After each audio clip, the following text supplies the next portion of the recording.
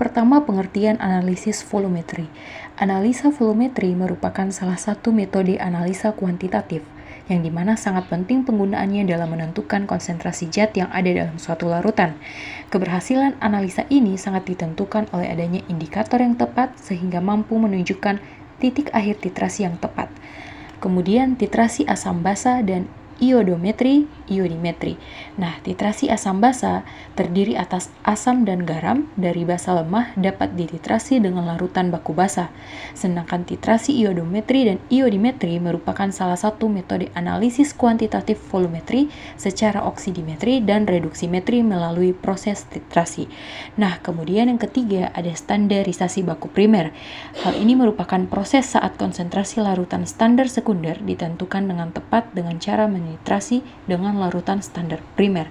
Untuk membuat suatu larutan standar dengan konsentrasi tertentu dapat digunakan persamaan tersebut.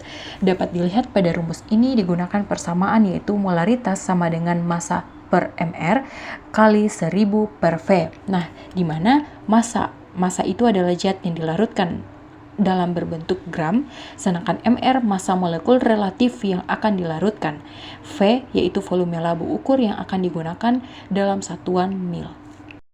Cara penentuan kadar sampel berdasarkan jurnal yaitu penentuan titik akhir titrasi sebanyak 10 ml amonium hidroksida 0,1 normal oleh HCl 0,1 normal dengan indikator kurkumin dan pembanding indikator dapat diamati hasilnya pada tabel 4. Jadi, kurva titrasi asam basa menunjukkan perubahan pH larutan selama proses titrasi asam dengan basa, atau sebaliknya. Bentuk kurva titrasi sendiri memiliki karakteristik tertentu yang bergantung pada kekuatan dan konsentrasi asam dan basa yang bereaksi. Nah, untuk perhitungan kurva titrasi dan bentuk dari kurva titrasi berdasarkan jurnal itu bisa dilihat pada penjelasan berikut. Contoh perhitungan standarisasi dan kadar sampel.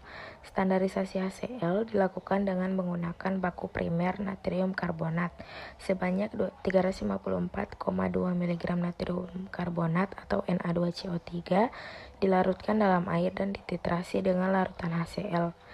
Menggunakan indikator methyl orange, titik akhir titrasi yaitu saat reaksi membutuhkan volume HCl sebesar 30,23 ml.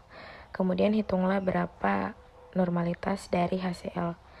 Reaksi standarisasi HCl dengan natrium karbonat menggunakan methyl orange yaitu Na2CO3 ditambah 2HCl menjadi 2NaCl plus H2O plus CO2. Dari reaksi tersebut dapat diketahui bahwa natrium karbonat itu bereaksi dengan 2 mol HCl setara dengan 2 gram ekivalen ion H+, sehingga valensinya adalah 2. Nah, penjelasan berikutnya itu dapat dilihat pada slide.